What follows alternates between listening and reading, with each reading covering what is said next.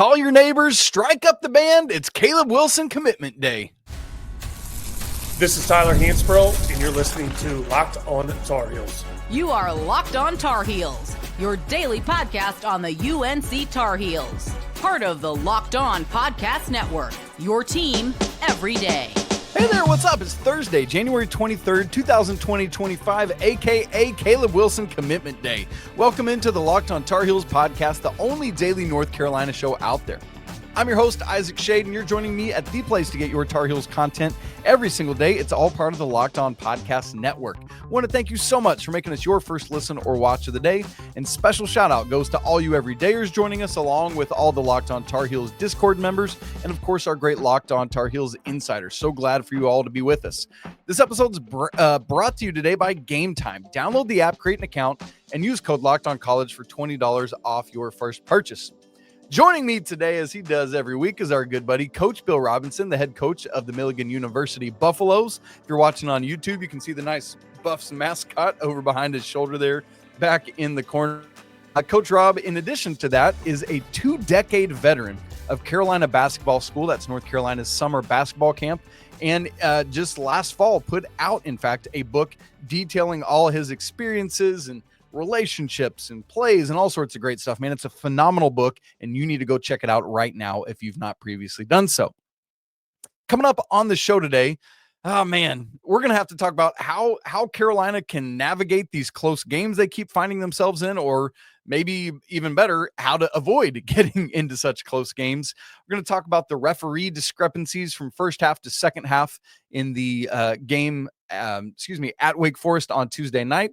And we're going to talk about, like, hey, things are not going well right now. How do you as a team, how do you as a coaching staff keep the wheels from falling off?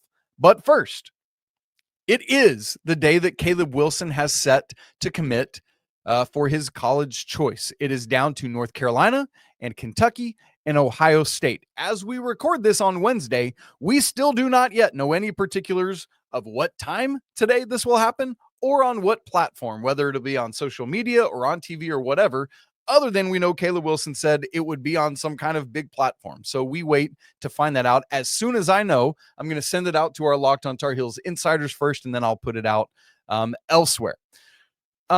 Coach, it's funny because with the way things are going on the court right now, I think a lot of the Tar Heel fan base is so all in on this of like, good grief, there's not much happening good that we're happy about right now. So please, can we at least get this win? I've had people reaching out to me nonstop about that.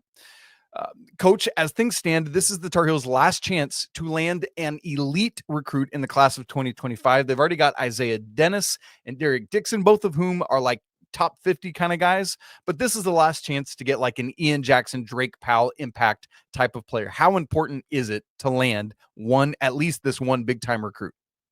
No, I think it's huge. And I think at this point, this is a must for them to be able to land a guy like that, Caleb, right now. And don't get caught up in the wins and losses now. I think it's somebody like Caleb's looking at the big picture. How does this affect me long term? So don't look at last night's game affecting his decision. I know some people are like, oh, he's not going to choose us now. Don't think that way. He's looking, how does this affect me now? Obviously, with the NIL, how does it affect me now financially? How does this affect my legacy? How does this affect me getting to the league, down the road? So I think we're still positioned very well. I think it's about relationships. I think that's the big thing for me with Hubert. He's developed a great relationship with this young man. His staff has developed a great relationship with this young man. And I think ultimately that's what it's going to come down to, is where he feels like his fit.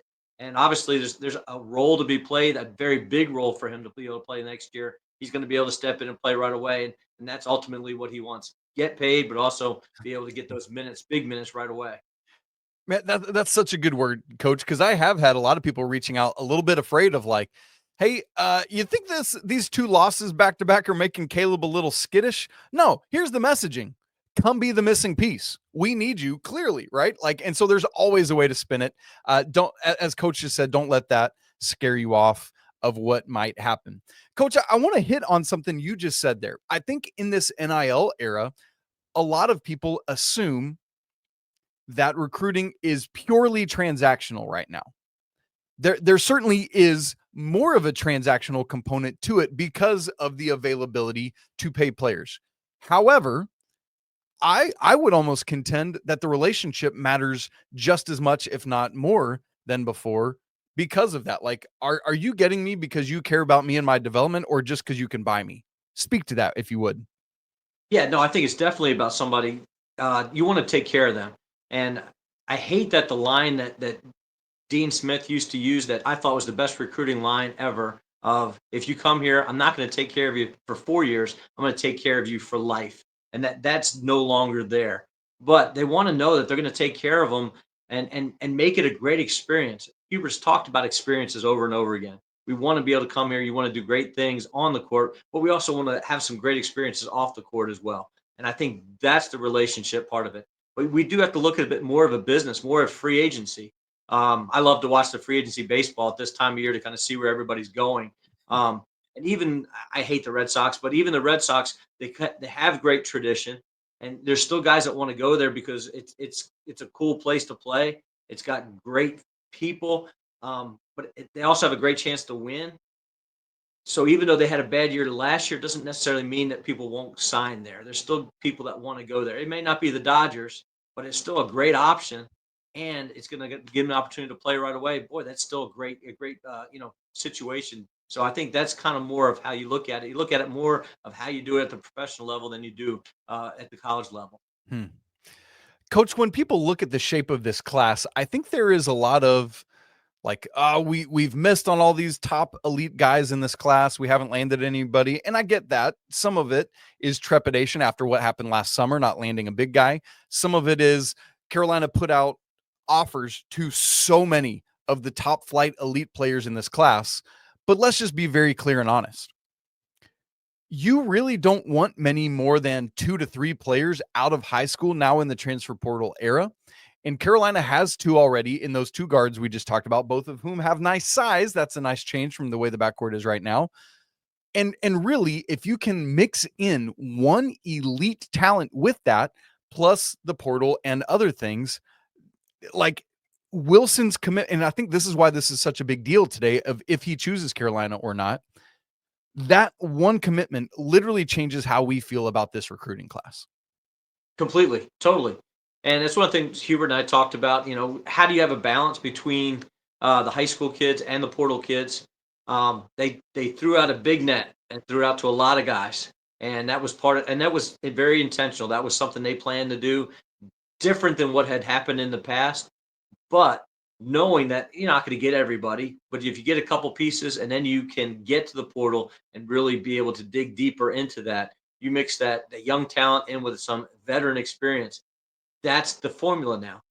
Really and get them to play together, and that's what we all coaches love to do is trying to take whatever that hand we have and play that hand to the best of our ability. So behind the scenes, we've had multiple people put in predictions for Caleb Wilson choosing North Carolina, whether it's Travis Branham at 247 or Trilly Donovan or other stuff. I've been told by one of my sources that Caleb actually kind of, off the books committed to Carolina about a week or so ago. Here's the thing. That's all well and good, but until it actually happens and he says I'm coming, it's not a thing. And then until he actually signs on the dotted line and shows up to campus, it's not a thing. So, Coach, it seems like things are trending in the right direction, but until we see him put on that baby blue hat or unzip the shirt and there's Carolina, no reason to celebrate. That said, we've talked more about what this means for Carolina and not really about Caleb himself. What do you see in Caleb Wilson's game that makes him such a critical piece for the Tar Heels?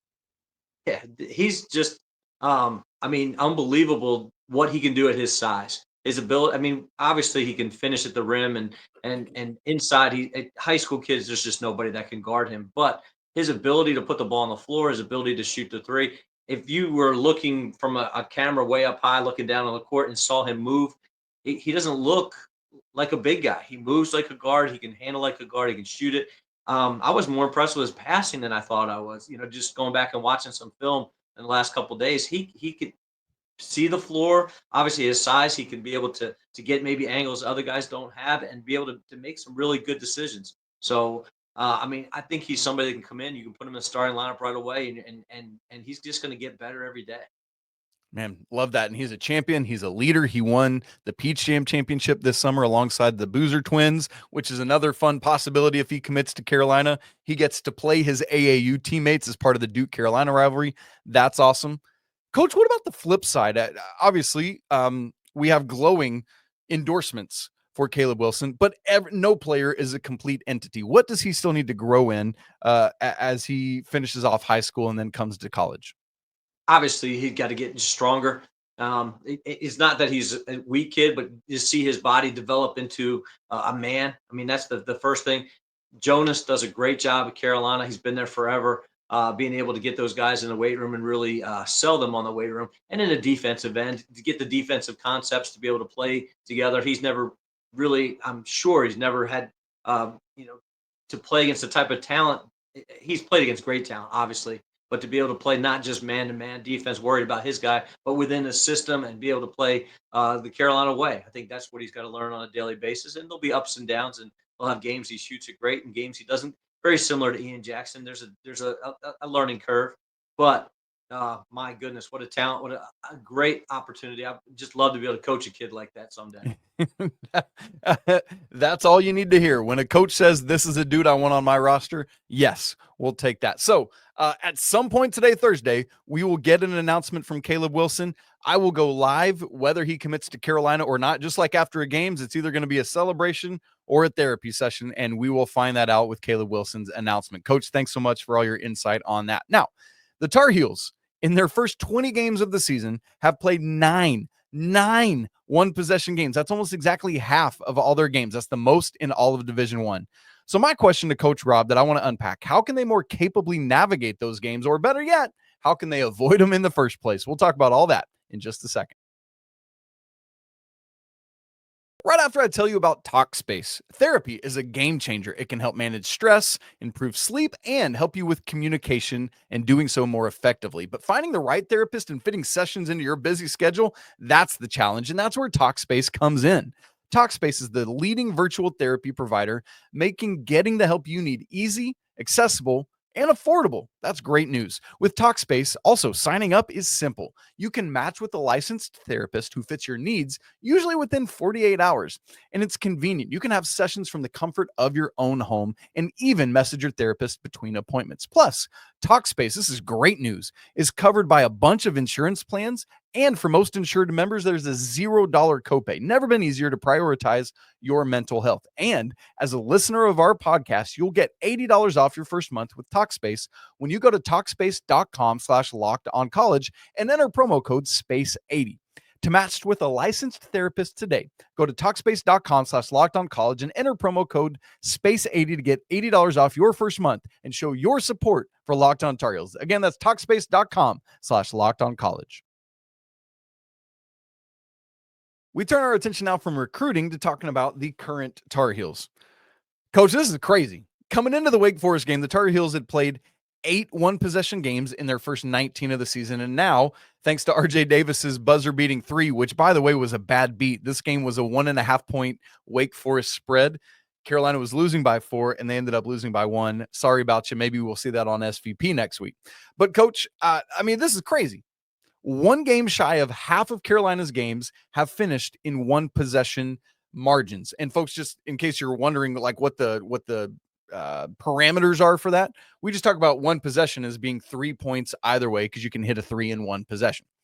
So, Coach, in those games, Carolina is 5-4. So, interestingly enough, it maybe doesn't feel this way, but they actually have a winning record in those one possession games.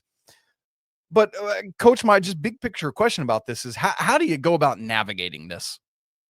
Yeah, it's something you got to prepare for. And at this point of the year, it's got to be daily. It's got to be something you talk about daily or work on daily. Multiple ways to do that. You can set up scenarios, and sometimes you do specific scenarios. You go back to the film of the day before and you set it up at, whatever, 4 minutes left, down 6 points, exactly what the situation, whatever the situation was the night before, and then put the team in that situation again and let them play. Or you can let them determine it themselves. We have a drill we call advantage drill. It's pretty simple, but it allows teams to to kind of go back and forth against each other, 2-on-1, 3-on-2, 4-on-3, 5-on-4, then 5-on-5. And the buckets that were made during that initial time sets up the score for whatever it is, 2 minutes on the clock. As soon as it gets 5-on-5, start the clock and play that 2-minute game with whatever the score is. I like to have, I have one full-time coach, one part-time assistant coach. They're head coaches, and I have a GA and I have a volunteer, and the four of them coach the teams, and then I'm the official, and then tell them, and hey, okay, you guys got to go 1-3-1 the last 2 minutes.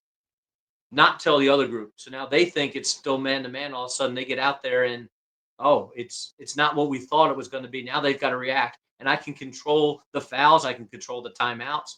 Tell them they only have one timeout left or no timeouts left. Or I'm gonna, as an official, I'm gonna call it the way the game was the night before, where they're calling nothing, or call every little thing, or call I can control the score enough as an official to be able to get it to where we've got to really sit down and compete.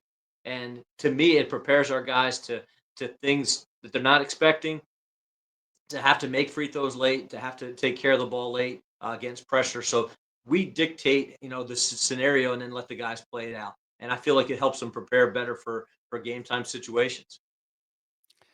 When you look at the four losses in one possession games, those are the loss at the loss at Kansas, that's a real word, the Michigan State loss to end Maui in overtime, and then these last two games. Coach, I mean, it feels so true to me that if you flip even just two of those games, let's say you flip the last two games, beating Stanford and Wake Forest. Obviously, those don't move the needle like Michigan State or Kansas, but you're sitting at 14-6 and 7-1 in ACC play. That feels wildly different. Let's say you flip Stanford and Kansas. Now you're still sitting at 14-6, 6-2 in ACC play, but you also have a win at Kansas, which is a massive win. And so I think the thing for me as I look at this is I think because of the number of losses, not necessarily the margin of the losses, to a lot of people, it feels like this team is a bad team. I don't think that's it, Coach. They're not figuring out how to win in the margins. They're not doing enough to do the little things to just get a point more or two on the board here or there, or a point here or there fewer for the opposition. It's not that, in my opinion, and please tell me if you think I'm wrong, it's not that Carolina's bad. It's just that they're not winning in these little things that would, again, we feel wildly different about this team if you flip even just two of those losses. Right. The margin of error is much smaller. It's not a bad team. It's just that margin is smaller, where you're not going to make huge runs. You're not going to get the offensive rebounds that you have in the past. You're not going to shoot the amount of free throws that they have in the past. So now you're talking about having to play better and having to execute better. And when you look at the execution, bad teams don't execute the way Carolina did to start the second half. I mean, they ran a great first possession, got a back screen, got a dunk. I mean, good teams do that, and that's exactly what they did. I think the struggle seems to me, and again, I'm on the outside. I don't know what's going on the inside, but they're trying to take the new guys like Ian, and people are like, just let him play his game, let him go. Well, there's got to be a balance between him able to go and being able to run stuff. Can you run stuff to get him into his strengths, get him to his spot, get him to the ability to be able to get downhill, but run it when everybody's running a set together instead of just having somebody stand on the wing and just go one-on-one. And I think that's trouble. Everybody's standing and watching one guy try to make a play. Let him make a play within an offensive set. Set it up where, okay, you want to get him going right. Let's set up a play for him to be able to get downhill off a switch and really be able to get to the basket instead of just trying to go one-on-one or, the high ball screen, which we all love to see so much. I say that sarcastically. So, Coach, what you just said there, because as I teased, part of the rest of this for me is, I mean, better yet, rather than figuring out how to win these close games, how do you just avoid getting into such close games in the first place? For example, this game was 17-6 early. Elliot Cadeau was on a streak, and it looked like the Tar Heels were going to maybe run away with this thing. And then they just didn't. They didn't score for like the next 4 minutes after that. They had, as I talked about on Wednesday's show, 3 different scoring droughts of 3 or greater minutes, including a nearly 6-minute scoring drought in the second half. So is what you just said, is that the answer to how to not even get into this situation in the first place? What's their favorite set? What I mean, that's what I'm looking back to now. Is there some kind of, you could always go to regular when Coach Williams was there, run regular, or they actually had a secondary that they slip, and I don't know what the name of it was, but they would. But it just seemed like when they needed a bucket, they could reverse the ball, have it slip to the basket with the big guy, get something inside where you're going to get to the free throw line, get fouled, or get a layup. And I think that's what's missing right now is the lack of that one favorite play that you're going to score, you're going to get fouled and stop those runs. It's hard as a coach when you see it. We all go through it, and it's very frustrating when you sit there and sometimes. And Hubert alluded to it in his post games. There were good shots, but there's also some bad shots in there. But my dad used to tell me when you struggle in scoring, get inside, get something off the backboard, get something going to the rim where you're going to get fouled. The thing that really concerned me, the stat that really concerned me last night was the 7 blocks. Guys, just at this level, as you're getting blocked, it's usually not because somebody makes a great play. It's usually because you've made a bad decision shooting the basketball. And there's no ball fakes. You get that in there, you're inside. And Jalen Washington had 2 blocks on his shots where he just turned and just went didn't It realize wasn't strong enough. Yeah. And there's not a ball fake. There's not an awareness of what's going on around you to know that that's got to be a ball fake. That's got to be some kind of contact or make an extra pass. But don't just softly go up in the middle of the lane and expect it to get there. That's the kind of thing that leads to those long stretches of play where you're just not scoring. Those are both of those opportunities for him to get to the free throw line and make a couple shots to be able to stop those runs. And it's funny when you were talking about get to what could be your favorite play. One of the things you said in there was there's the entry to the big guy and he's able to score. And then a couple sentences later had to talk about what J-Wash is doing. And that is a glaring difference. And I hate to have to keep harping on the lack of an Armando Bacot, Tyler Hansborough, John Henson, Tyler Zeller, whoever you want it to be, Kennedy Meeks, Isaiah Hicks, on and on and on. But it's just true. The high percentage dump it into a big man and let him go to work is just not available. And that makes that conversation all the more difficult. Coach, look, things are at a low point right now, but they're not done. There is hope. And so my question to you, as a head coach, in a moment like this, back-to-back 1-point losses, and things are falling apart, how do you keep the wheels from falling off? And also, I do want to ask about the foul discrepancy from the first to the second half. Is that about Carolina not attacking the rim? Is it about the referees suddenly at halftime deciding to adjudicate the game differently? We'll talk about both of those things coming up in just a second.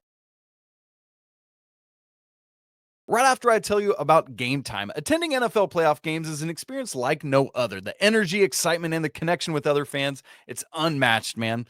It's always so fun to get to go do that. And this year, Game Time makes it even easier to create those unforgettable moments with their new feature, Game Time Picks. It filters out the fluff and shows you only the best deals on great seats so you can focus on what matters. Just be in there. I used Game Time Picks recently to grab tickets for my family to go see Dude Perfect, and I'm so excited. The kids are elated. They can't wait to see Tyler and the twins and Garrett just getting to work and having a lot of fun. It's going to be awesome. So go check it out, and it was such an easy thing. I found a super deal. It hooked me up. The all-in pricing, man, it's a game changer, so you can see exactly how much you're going to spend. There's none of those surprise fees at checkout. I love it. Tickets for Saturday as Carolina hosts Boston College. You can get in the door for $32. Go cheer on the Tar Heels. Help them get back in the win column, which they should do against the ACC's worst team. Take the guesswork out of buying tickets with Game Time. Download the app, create an account, and use code LOCKEDONCollege for $20 off your first purchase. Again, create an account and redeem code LOCKEDONCollege for $20 off. Terms do apply. Download the Game Time app today. Last-minute tickets, lowest prices, guaranteed. Coach, the Tar Heels are 12-8 They're 5-3 in ACC play.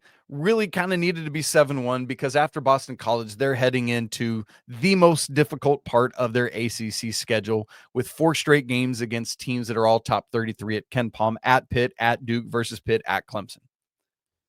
So the question now, with postseason hanging in the balance, with just honor and pride hanging in the balance and other things like that, how do you as a head coach go about keeping the wheels from falling off?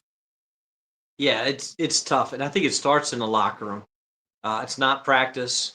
It's not in social media or anything else like that. It's got to be in the locker room, one on one, or as a group talking about it. And the one on one is better because then you get guys that will actually talk a little bit instead of just in a group. They may not want to say anything, but you've got to go to your leaders and say, hey, we need you now. We need your energy. We need your enthusiasm. Nothing great was ever accomplished without enthusiasm. You've got to come up with a lot of these little, something to be able to keep the energy up today. Because I know there's a lot of guys going to drag into practice sitting there going, oh, no, here we go again. But it can't be a beat down. It's got to, in my opinion, it's got to be something where you're lifting guys up. Hey, it's not your fault. It's not my fault. It's not nobody's fault. But we've got to figure some stuff out. The other thing, X and O's wise, I'd want to go back to that first practice of the second semester, or maybe the first practice of the year, where you're going back and saying, okay, let's get back to our fundamentals. Let's get back to what our favorite things are defensively. What are our favorite things offensively? Let's get back to the fundamentals of it, and maybe just taking a day and shooting shots. If you have a long period of time before you get back, you got guys banged up and sick and hurt and whatever. Maybe one day, just hey, we're going to spend an hour. We're going to do 10 different shooting drills and just get a bunch of shots up and get out of here. But do it with the music on, do it with some energy. But you've got to be able to find a little life. And yelling at them and doing nothing but defense right now is not going to be beneficial to the group. What role do the players play in this regard? I think I asked you to look at it from the coaching perspective, but there has to be a level of pride that the players take to say, we are not going to let this happen on our watch. What is their role? Who do they listen to? Who's the guy that has the influence on the team? And I think we've all talked about, RJ's ability to lead on the court, but maybe quiet off the court. Who's the voice? We talked about James Brown early in the year with the Kansas game, him being more vocal. Is it Seth in the locker room? At this point of the year, is there a freshman who they're really not freshmen anymore if they played into the second semester now? Is there somebody like Ian that can step up and say, hey, listen, we have to take responsibilities.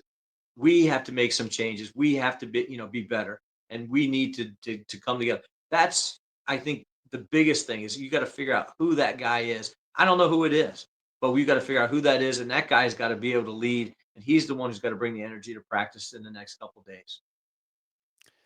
On Tuesday night, it was a miserable first half, and I don't mean that in terms of how Carolina played. I just mean in terms of basketball. The first half did kind of a disservice to the game of basketball, but I think a lot of that, Coach, was not about the players. It was about the referees inserting themselves too much. 27 total fouls called in the first half. It felt like the second half of the national championship game against Gonzaga to me. It was that start and stoppy. That said, if you're going to call a game like that, you got to call a game like that. The referees, in my opinion, and I am so interested to hear your take on this as a coach, came out and called a completely different game in the second half. I compared it on our live postcast after the game to an umpire deciding after the fourth inning to just basically say, I'm going to call the strike zone wildly different the rest of the game. I mean, is that an okay thing to you? I mean, maybe the refs come out and say, hey, coaches, come here real quick. Let me talk to you. We realized we had too many whistles in the first half. We're going to allow a little more contact. Like, how was it inappropriate? Just all of those questions. What on earth?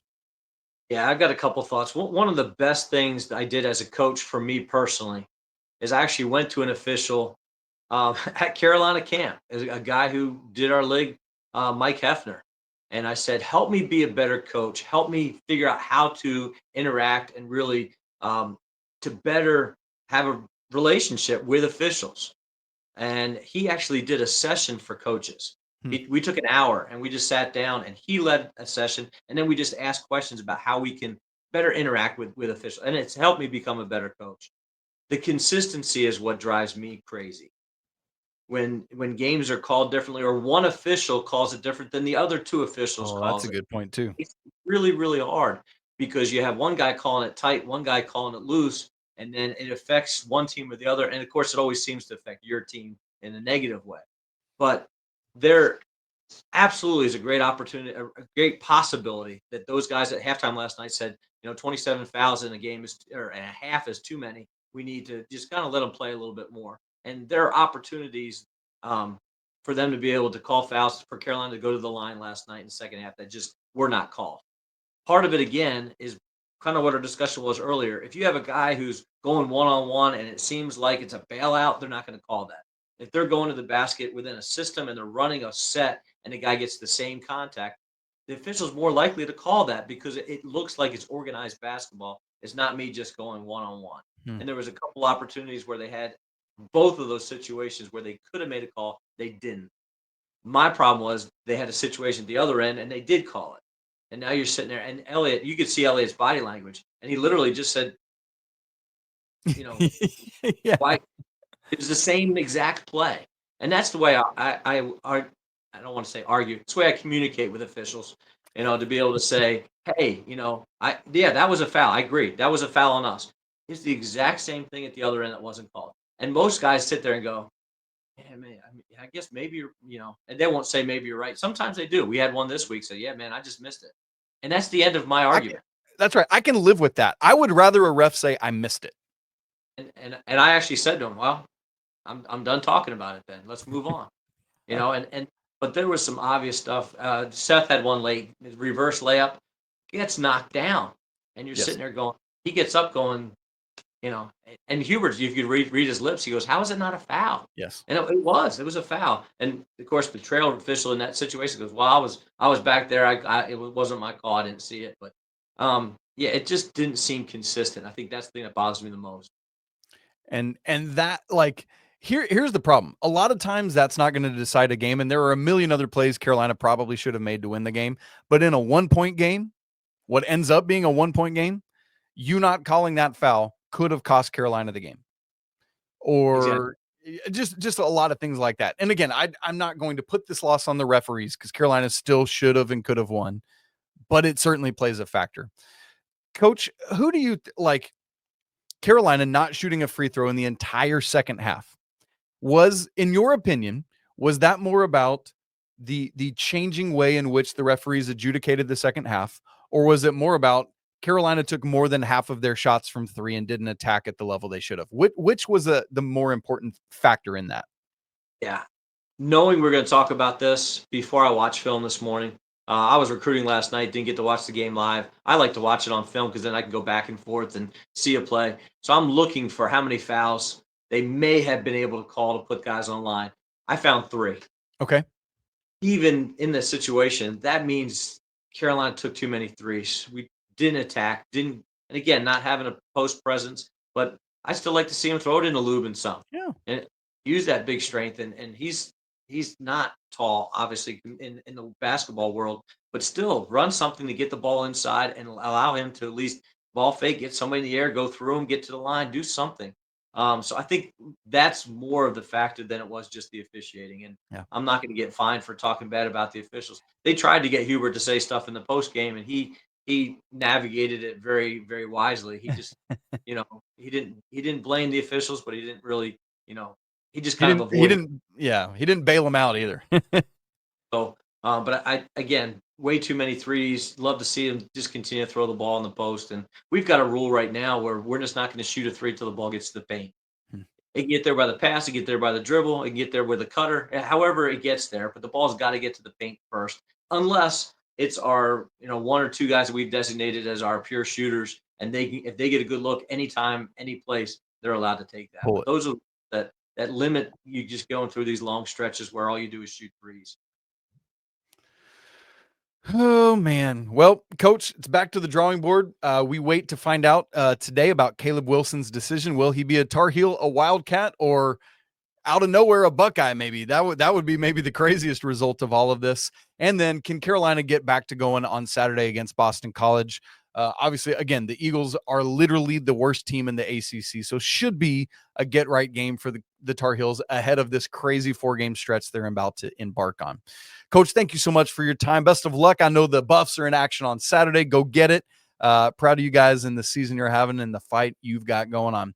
Folks, if you've not bought Coach's book, I want to plug that again. Carolina Basketball School, just a great read, a fun read, another way to just learn more about the Carolina way and the family and the community and everything that's going on. And then if you have not subscribed to the show on both video and audio, make sure you do that now so you don't miss a second of Locked On Tar Heels. We're working to get to 10,000 YouTube subscribers in the first 3 years of the show. We're just over 300 people away from hitting that target. Would you help us? Would you be the next YouTube subscriber right now? Do it. If you've not joined the Locked On Tar Heels Discord family, we'd love to have you there. It's a great group of Tar Heels folks who talk Carolina stuff all day long. It's free to join. The links in the show notes. And if you want to go even deeper with Locked On Tar Heels, you can join the Locked On Tar Heels Insiders, where, lots of perks there and direct access to me, and it's a great way to help support the show. We'll talk again tomorrow. It's always a great day to be a Tar Heel, but until then, peace.